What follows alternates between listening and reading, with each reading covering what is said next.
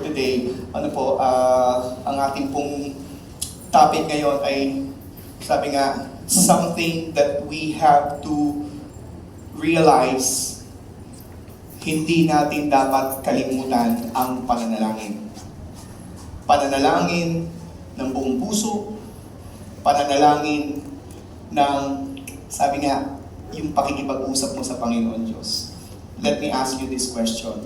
When was the last time you prayed intentionally for God? Kailan ba yun? Yung taos-puso. Or baka meron po tayong ibang mga sagot dyan.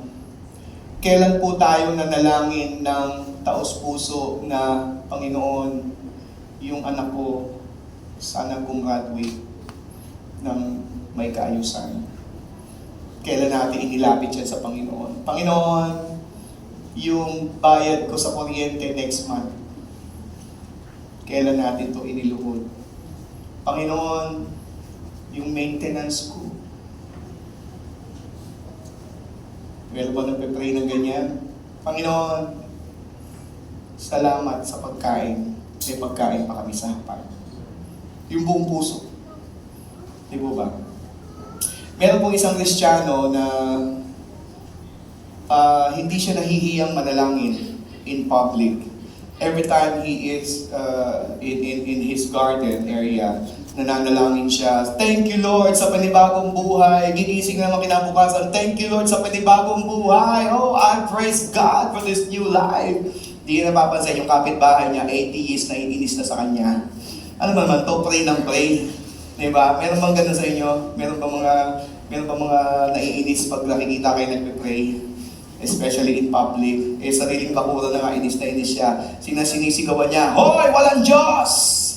Diba? Habang nananalangin siya, habang naririnig niya yun, lalo siya nagpe-pray. Okay, thank you Lord!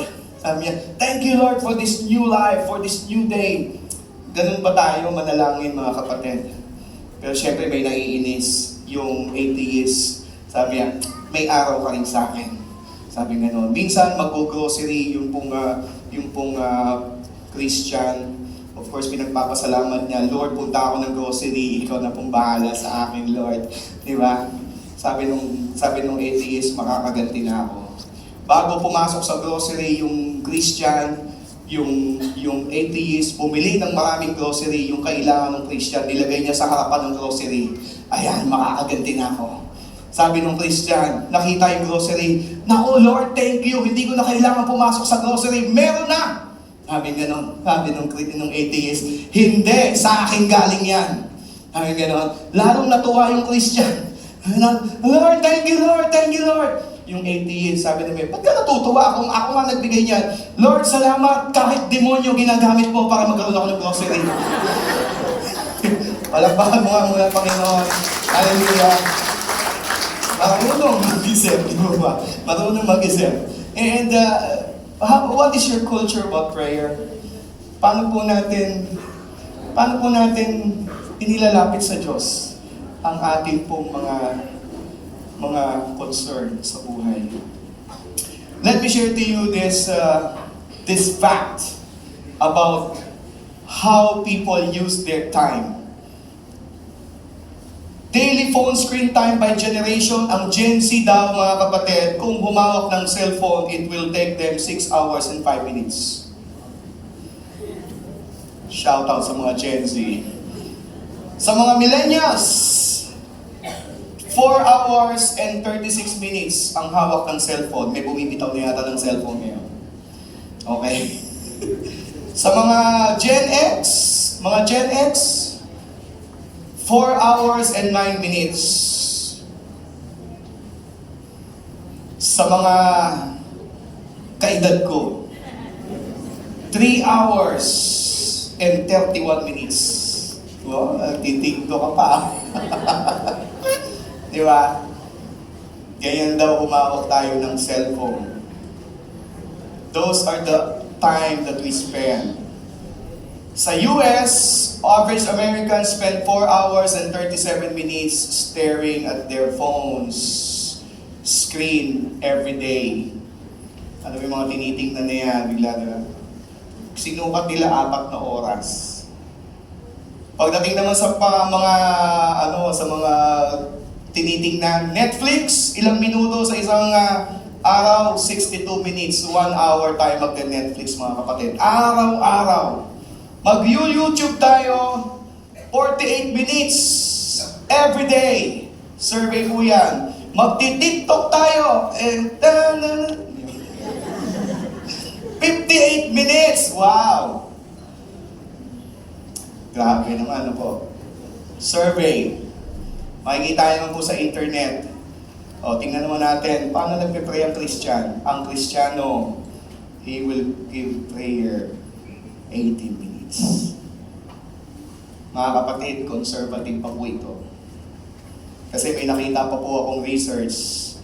An average Christian today in the whole world will spend 1 minute to pray every day. 1 minute. Before pandemic, yan po ang research. Kumusta naman? How do we pray? Buti na lang, nakita po natin dito, si James, ibibida niya ang prayer sa James. James chapter 5, verse 13 to 16. Is anyone of you suffering? Let him pray. Is anyone cheerful? Let him sing psalms. Is anyone among you sick? Let him call for the elders of the church. Let them pray over them, anointing him with oil in the name of the Lord. And the prayer of faith will save the sick, and the Lord will raise him up. And if he has committed sins, he will be forgiven. Confess your trespasses to one another and pray for one another that you may be healed. The effective fervent prayer of a righteous man avails much. Sa babasahin lang po natin mga kapatid, isa lang po ang totoo. Wala tayong dahilan para hindi manalangin. Walang dahilan para hindi manalangin. And today, we will be learning about this. Hindi po ito para i-convict, i-judge po tayo, ano po. This is not just to refresh, but to put us in the real culture of prayer, kasi yun naman ang tama sa isang anak ng Diyos. Amen po ba doon? So please bow your head and close your eyes as we come into the presence of the Lord in prayer. Father God, salamat Panginoon because we will not miss this message of yours. That as we hear this message, mauunawaan namin kung paano kami lalapit sa iyo, paano kami mananalangin sa iyo. Help us, O Lord, to disregard whatever things that we think about prayer, the things that we think about us, and just focus on you today in prayer. We receive your blessing, O Lord. This we pray in Jesus' name. And everyone say, amen. Sige po, palapakan po natin, Panginoon. Hallelujah! Amen, amen, amen. And James will be writing to the dispersed Jewish people who believe in Jesus. Kasi dito po sa Jerusalem at Judea, Samaria, ang mga Jewish people, they are now scattered because of persecution. They are scattered in Asia Minor, and so many other places. And James, the half-brother of Jesus Christ, will be writing to them. And because there are some disputes, may mga problema, mamaya po ma-discover po natin yan. He will be recommending one thing, pray. He will be recommending, he's not just suggesting, in fact, he is commanding everyone to pray. Sa lahat ng mga pinagdadaanan ng mga Jewish Christians during that time, na hindi naman po niya maaabot, hindi po niya makakausap, isa lang sinasabi niya, manalangin kayo. Manalangin kayo. Maraming mga pagkakataon, mga kapatid, dumadaan tayo sa napakaraming problema, napakaraming sitwasyon, napakaraming emosyon. Paano natin kinukonsider ang pananalangin? Let me tell you what prayer is not. Prayer is not manipulating God.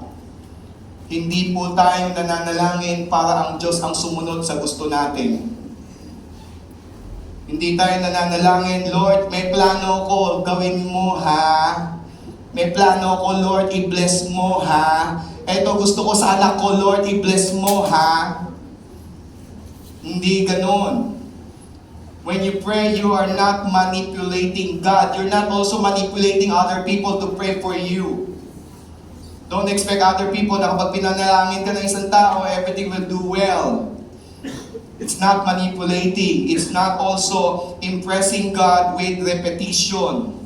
Opo, sana graduate ka na dyan, kapatid. Amen po ba? Sana graduate na po tayo dito, yung repetitive. Pero minsan sa Kristiyano, ganito pa rin, paulit-ulit pa rin mga kapatid. And what else? It's also not self-therapy. Hindi po ito yung, iba yung nagme-meditate, iba yung nagpe-pray. Opo, mga kapatid, I'm meditating with God. No, it's not that. Ano po, minsan baka nakaupo ka pa, nakaganito ka pa. Hindi po ba? It's not meditating. You should be praying, not meditating. You're not discovering yourself, you're discovering what's new about God. Malinaw po ba yun? Mahirap po kasi baka na sa panahon ngayon na pag-i-interchange na po natin. If you are meditating, you must be praying. Diba? Hindi yung nagme-meditate po tayo, iba yung, mamaya pakikita ko po sa inyo na po. Kasi prayer is, pakisabi, Communicating with God. malakas nga po, 1, 2, 3. Communicating with God. Nakikipag-usap ka sa Diyos. That is prayer. It's going to be something like this. If we pray, God wants you to sit down with Him when you pray. God wants you to bring yourself, your whole self in this thing. God is facing you, you are facing Him. Talking with God. Nag-uusap. Kasi ang kausap mo, yung mahal mo. Tama? Amen. Tama? Amen. Kasi pag mahal mo, gugustuhin mong makausap siya. Amen. Amen. Pag minahal ka, siyempre naman gugustuhin mong kausapin siya. Amen. Amen. Saan ka ba naman nakita, mahal mo pero hindi ka nagbibigay ng oras? Tama po ba? Saan ka ba nakakita, minamahal mo, mahal ko siya, hindi ka nagbibigay ng oras, baka hindi ka nagbibigay ng text or message or what? May kausap po ba ako? So another thing is that not only communicating with God, but you are cooperating with God. Nakiki-cooperate ka. Pag hindi mo gusto yung nangyayari, Lord, nag-pray ako sa iyo, pero yung sinasabi mo, I don't get it, so I'll do my own. Sayang, nag-pray ka pa. Di ba ba? Sayang naman, nag-pray ka pa. Di ba ba? When you say you are cooperating with God, you are reading His Word. Nakiki-cooperate ako, so I have to ponder His Word. I will have to sit down with you, Lord God. Gusto mo siyang marinig? Sabi, hindi ko narinig ang Panginoon. Basahin mo ang salita ng Diyos and cooperate with what you're reading. Cooperate. Hindi po ba? If you do not cooperate, nakakalungkot mga kapatid. Ano po? Ano ba sinasabi din sa iyo, kayo yung mag-asawa, hindi pwede naghihiwalay kayo? Cooperate! Para walang problema. Amen po ba yun? What else? Until you're settling things, everything with God, you will be calming down with God. Sa pagtatapos ng pananangin, sa pagtatapos ng pakikipag-usap sa Panginoon, matatapos kang payapa. Hindi ko pinilit ang gusto ko, yung gusto mo ang masunod, pagkatapos ito, payapa ako. Kasi at the end of the day, siya pa rin ang Diyos mo. Amen po ba doon? Hallelujah. And what is it, mga kapatid? Ano po? You are coming down with God. I see it like this. Yung kayong dalawa, you are talking things over, Lord, ito kasi, ito sabi ko, ito kasi yun, di ba magkausap kayo. Pero pagdating ng panahon, di ba sa pananalangin mo, okay na kayo, naintindihan ko na, ikaharap tayong dalawa. Matatanaw mo ang gustong ipatanaw sa iyo ng Diyos. Calm down ka na. Amen po ba yun? Amen po ba yun? Amen. Hindi yung, di ba parang therapy to? Hindi po eh. Pag nakipagkasundo ka na sa Diyos, you can look ahead and you can see the great horizon yung pinaplano ng Panginoon Diyos sa iyo. Kaya mga kapatid, ano po, give importance to prayer. Pray.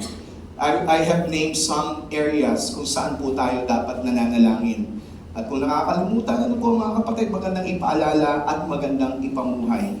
Pray. What are the things, the avenues wherein you have to pray? Number one, pray when you are perishing. Perishing. Yung nagsasuffer. Pag tinanong ko dito, meron ba dito nagsasuffer ngayon? Walang aamin. Walang aamin. Kasi ito po talaga ay sinabi ni James to those who are being persecuted. Sino po ito? The Jewish. Kasi ang mga tao sa kanilang paligid, galit sa Jewish people. Galit. At ano pa? Bakit sila nakadisperse? Because of persecution, because they are Christians. So dalawang bagay, ang criteria, bakit galit ang mundo sa kanila? Because they are Jewish and they are Christians. Jewish Christians. Pwede hindi ka Jewish, pero kung naniniwala ka sa Diyos, Christian ka. Amen po ba doon? And these people are perishing. Sabi kasi dito, is anyone of you suffering? Let him pray. Maybe you're not suffering today. Maybe you have suffered in the past. Maybe you're not suffering every day. Minsan may nakakausap ako dyan, wala naman akong problema. Alam mo, wala naman problema. Bakit? Kasi buhay ka. Diba? Kasi buhay ka. May Kristo ka, buhay ka. This is a fallen world. This is a fallen nature. Hindi pwedeng wala tayong problema, kapatid. Nakakalungkot, pag wala tayong problema, dalawa lang yan. Nasira ka na ng bait o patay ka na. When you're suffering, maybe you are perishing. Alam niyo po, gustong-gusto niya ng Diablo, a prayerless Christian. Yung everything is okay, wala kang problema, gusto niyan wala ka rin panalangin. Gusto ng Diablo yan. Everything, the devil will just try to tell you, everything is okay, no need to worry. Di ba? Hindi siya nababahala kahit ikaw ay Kristiyano. Sabi po dito si Samuel Chadwick, one concern of Satan is to keep Christians from praying.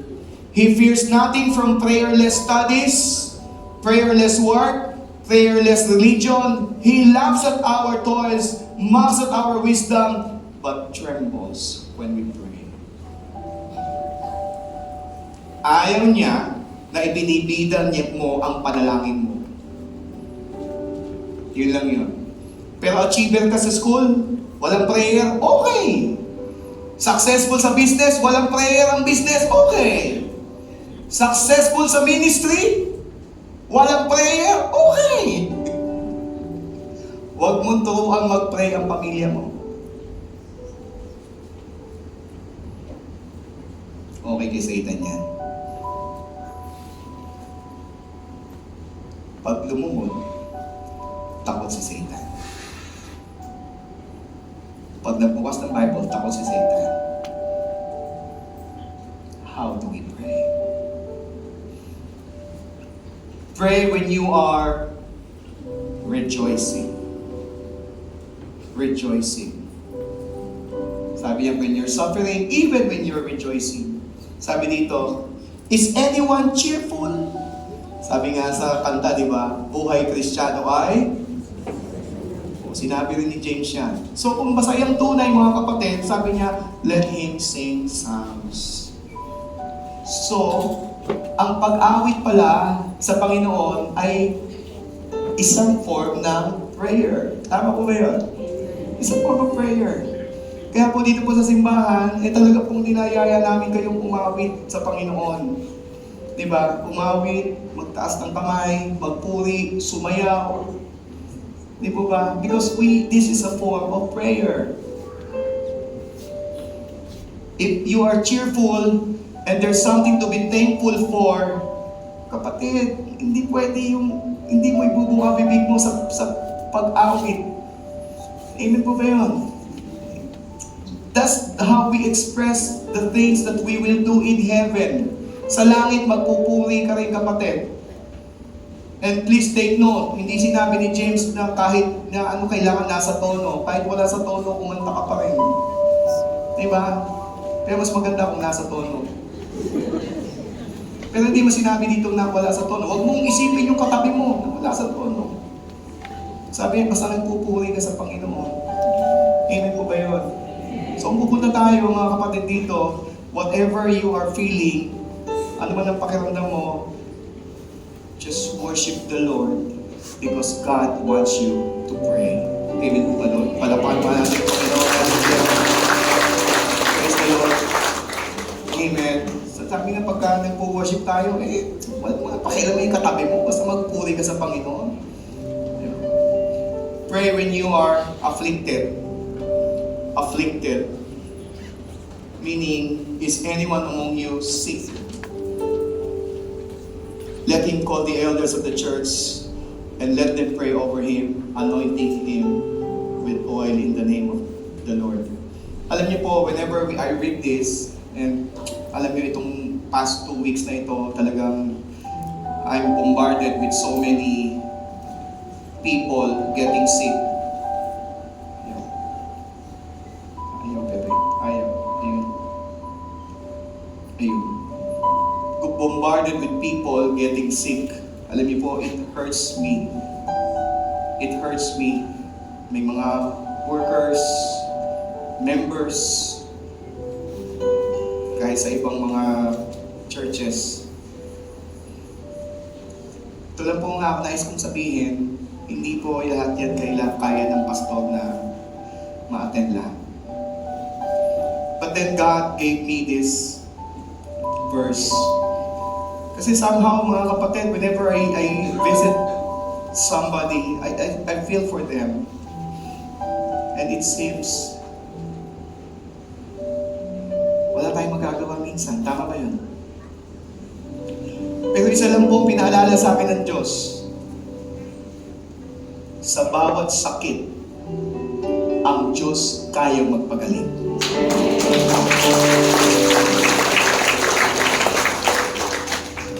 Pag sabing sick, ilagay natin sa context. Kasi ang paggagamit po dito ni James sa sick, they are the feeble and weak. Yung mga nanghihina, yung mga napanghihinaan ng loob. Kasama na rin po dyan siyempre yung sakit sa talaga nakakapanghina ng loob. Pero mayroon din isang sitwasyon na nakapanghihina ng loob kapag nawawalan ka na ng pananampalataya. Pag nape-persecute ka na, pag nako-question na ang iyong faith. Diba? Maybe you are right here, wala kang trabaho ngayon. Depressed ka. Diba? May anxiety ka. Diba? Wala kang pera ngayon. Ito kapatid, mga kailangan natin na maipanalangin. Mailapit. At sinong gagawa po niyan mga kapatid? May binanggit po dyan mga elders. Let him call for the elders of the church. And I'm just being impressed by this. Hindi rin kakayanin kung puro elders. Pero kung bababa po tayo mga kapatid, sino ba pag sinabing elder, sino ba yung may maturity bilang Kristiyano? Sino ba yung binibigyan ng burden na manalangin para sa mga kapwa niya tao? Di ba ang mga Kristiyano rin? Sa pamilya, pag mayroong mga may sakit na mga anak, di ba, mga magulang, hindi niyo ba na ipagpe-pray yung mga anak niyo? Mga mag-asawa, pag nag-uusap kayo, di ba kayo nananalangin hawak kamay? Wala ba kayong oras na ipanalangin yung bawat isa? The elders of the church.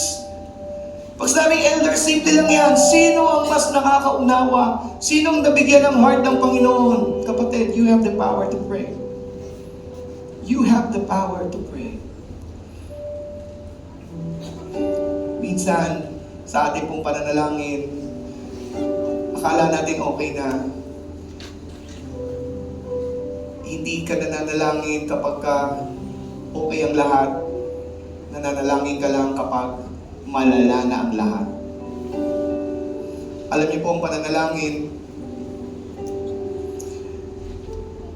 nakikipag-usap ka sa langit para kang nagpapatunog ng bell.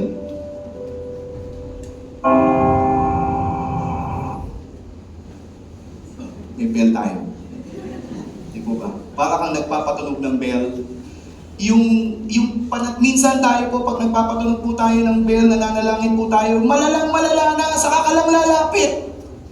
Alam niyo minsan, alin po, you put God as the last resort instead of a first response. Nakakalungkot mga kapatid, ano po? Alam niyo po, paano po tayo manalangin? Meron po akong illustration dito. May tumunog pong bell, di po ba?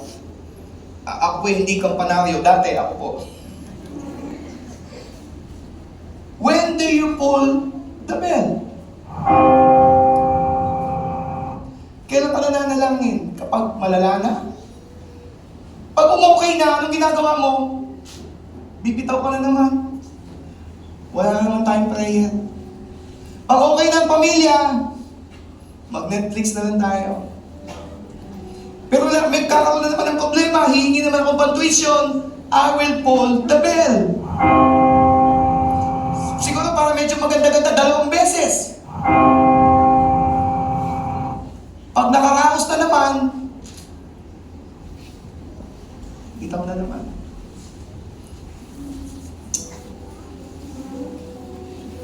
You know what? There's a story in Daniel. There's a story in Daniel. Daniel asked for an answer. He started in 21 days ago. He started in 21 days ago. Yung sagot, nakarating after 21 days. But you know what? Nung nakausap ni Daniel yung anghel na sumagot, sabi niya, alam mo, nung nagsimula kang manalangin, sinagot na ng Diyos ang panalangin mo. Dala-dala ko na nga yung sagot. Dala-dala ko na nga yung sagot. Pero alam mo, pinahinto ako ng Diablo. Pinahinto ako ng Diablo. Pero dahil tuloy-tuloy kang nananalangin on the 21st day, narinig mo ang sagot ng Panginoon. Sige, palapakan natin ng Lord. What's the point? Ang pananalangin, nung sinabi dito, nung nagsimulang manalangin si Daniel, he kept on pulling the bell. Pulling the bell. For how many days? For how many days?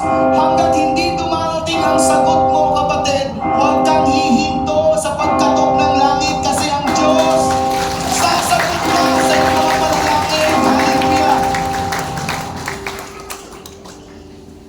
Ba't ka umihinto?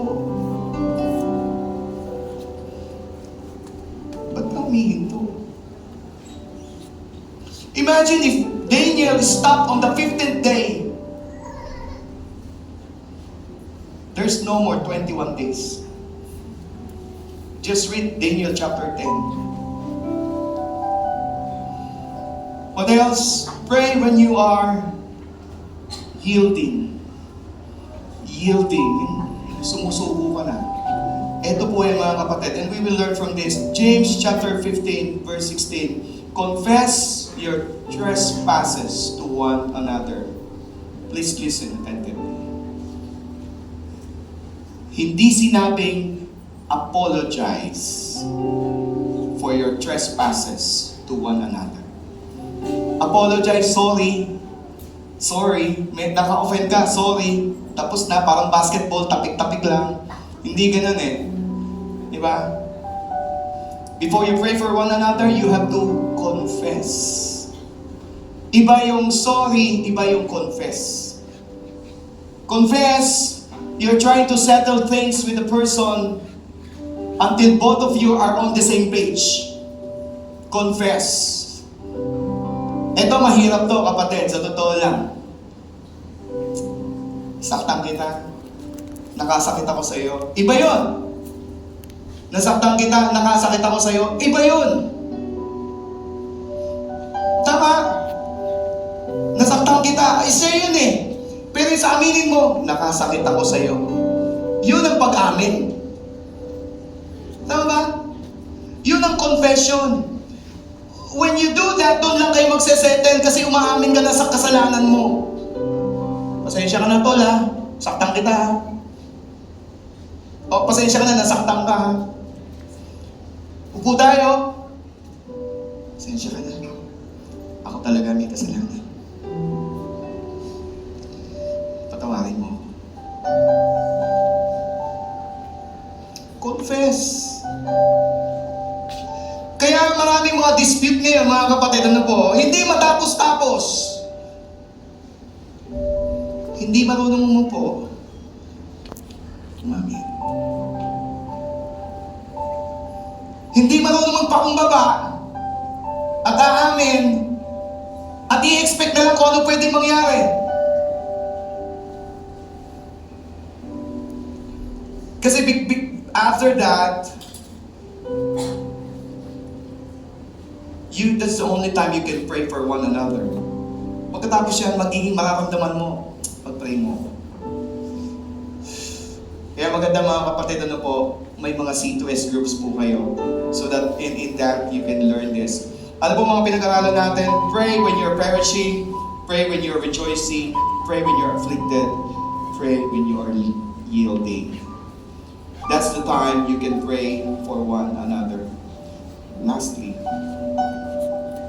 ano ba yung prayer? Prayer is like an active river coming from the Lord. Kung napanghihinaan ka ng loob, kung ikaw ay nawawala ng pag-asa, just step on that river and you will see the power of God. Sabi po dito, James chapter 55 verse 16, confess your trespasses to one another, pray for one another that you may be healed. The effective and fervent prayer of the righteous man avails much. Pag sabi avails much, when you pray, sabi ng Panginoon, ito po ang ibig sabihin yan, ng gustong sabihin ni James, you are entering in the forceful power that overflows. Yun daw yun, avails much. When you go into prayer. When you go into prayer. Parang ang Lord, nagbibigay siya ng river of water that when you step into that, you will find out God is with you, giving you the strength that you need. Can I invite everyone to please stand up? Hallelujah.